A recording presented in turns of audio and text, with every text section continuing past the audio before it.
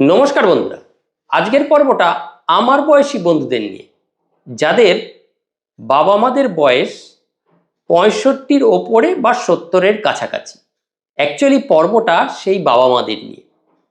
65 বছরের ওপরে বেশি বয়সীদের যারা খুব ধীরে হাঁটছেন, মানে 2-4 বছর আগেও যে স্পিডে হাঁটতে পারতেন তার থেকে ধীর গতিতে হাঁটছেন, তাদের মৃত্যু ঝুঁকি কিন্তু অনেকটাই বেশি।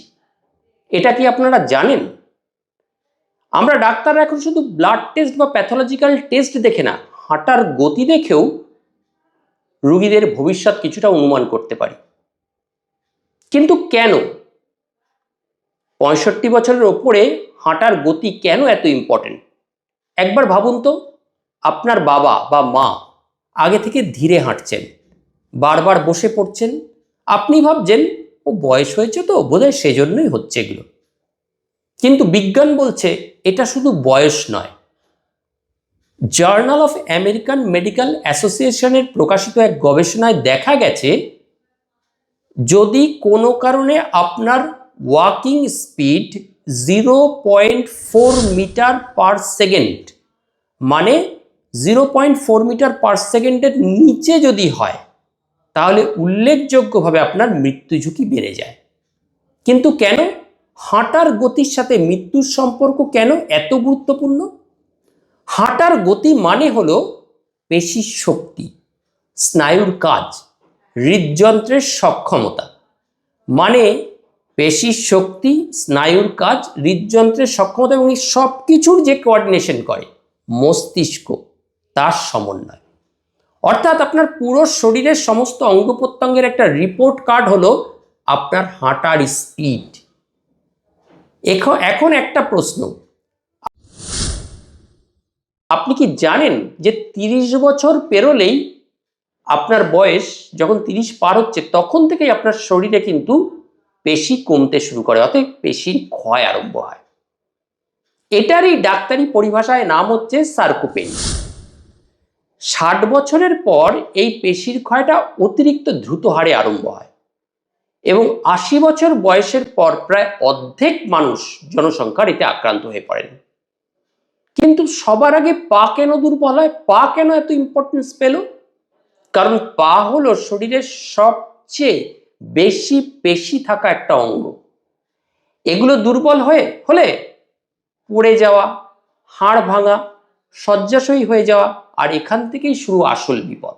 কারণ পায়ের পুরো স্ট্রাকচার দেখুন এরকম, এখানে যত বড় বড় ভারী ভারী মাসলগুলো আছে, যেমন আমাদের নিতম্বে gluteus Maximus, মিনিমাস, hamstring muscle, calf muscle. তাহলে আসল ঝুঁকি পড়ে যাওয়া নয়। বিশ্ব স্বাস্থ্য সংস্থা বা হুয়ের তথ্য অনুযায়ী বয়স্কদের দুর্ঘটনাজনিত মৃত্যুর অন্যতম কারণ হলো পড়ে যাওয়া, আর তার থেকে হিপ ফ্র্যাকচার। এই হিপ বোন এবং হিপ জয়েন্ট আমাদের খুব ইম্পর্টেন্ট। যদি বয়স্করা পড়ে গিয়ে একবার হিপ ফ্র্যাকচার হয়, দেখা গেছে স্ট্যাটিস্টিক্যালি প্রথম বছরের মধ্যেই 20 থেকে 30% মৃত্যু ঝুঁকি থাকে। অপারেশনের পরেও মারা যেতে পারেন। তাই একটা পড়ে যাওয়া শুধু পড়ে যাওয়া না, পুরো একটা জীবন বদলে যাওয়া। এই পড়ে যাওয়ার ফলে আপনি হসপিটালে ভর্তি হবেন, আর একবার হসপিটালে ভর্তি হলেই শরীরের শক্তি আরো দ্রুত হারে কমে। এই অবস্থাকে বলে ফ্র্যালটি সিনড্রোম। এই ফ্র্যালটি সিনড্রোমের লক্ষণগুলো কি? একবার লক্ষণগুলো তাহলে জেনে নিই। অকারণে ওজন কমে যাওয়া, ভীষণ ক্লান্তি, কোনো কারণে, হয়তো ডায়াবেটিস নেই, প্রেশার নেই, কোনো কোমরবিডিটিস নেই, তাও ক্লান্তি। দুর্বল গ্রিপ, শক্তভাবে কোনো কিছু ধরে রাখতে পারছেন না, হাত ফসকে পড়ে যাচ্ছে, এবং সাথে হলো ধীরে হাঁটা।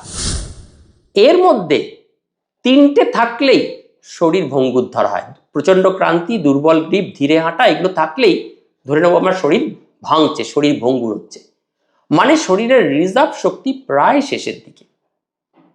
কিন্তু গল্প এখানেই শেষ নয়।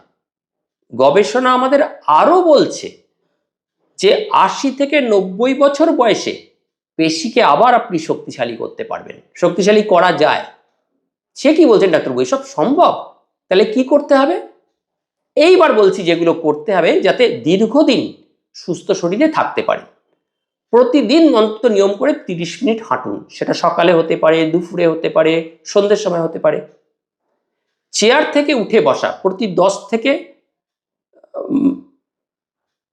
চেয়ার থেকে উঠে বসা অন্তত 10 থেকে 15 বার এইরকমভাবে চেয়ারের ওপর ধরে বসা ওঠা। পর্যাপ্ত প্রোটিন খাওয়া, রোদে অন্তত 15 মিনিট দাঁড়ানো, সাথে পেশি ট্রেনিং, মাসেল ট্রেনিং করলে শরীর আবার আগের মতো সাড়া দেয়। মৃত্যু সরাসরি পা থেকে শুরু হয় না, কিন্তু দুর্বল পা হতে পারে শরীরের শেষ সতর্কবার্তা। আজই খেয়াল করুন, আপনার বাবা মা কি ধীরে হাঁটছেন? কমেন্টে লিখুন তাদের বয়স কত। যদি এই পর্বটি আপনাদের ইনফরমেটিভ মনে হয়, নিজে দেখুন, নিজের সমবয়সী বন্ধু বান্ধবের যাদের বাবা মার বয়স 65-70-এর কাছাকাছি তাদের শেয়ার করুন। অনাগত বিপদ থেকে নিজে বাঁচুন, অন্যকে বাঁচাতেও সাহায্য করুন। তাহলে আজ পর্বটি এই অবধি। শীঘ্রই একটি নতুন পর্বে আমাদের আবার দেখা হবে। ততক্ষণের জন্য বিদায়, নমস্কার। সবাই ভালো থাকবেন, সুস্থ থাকবেন।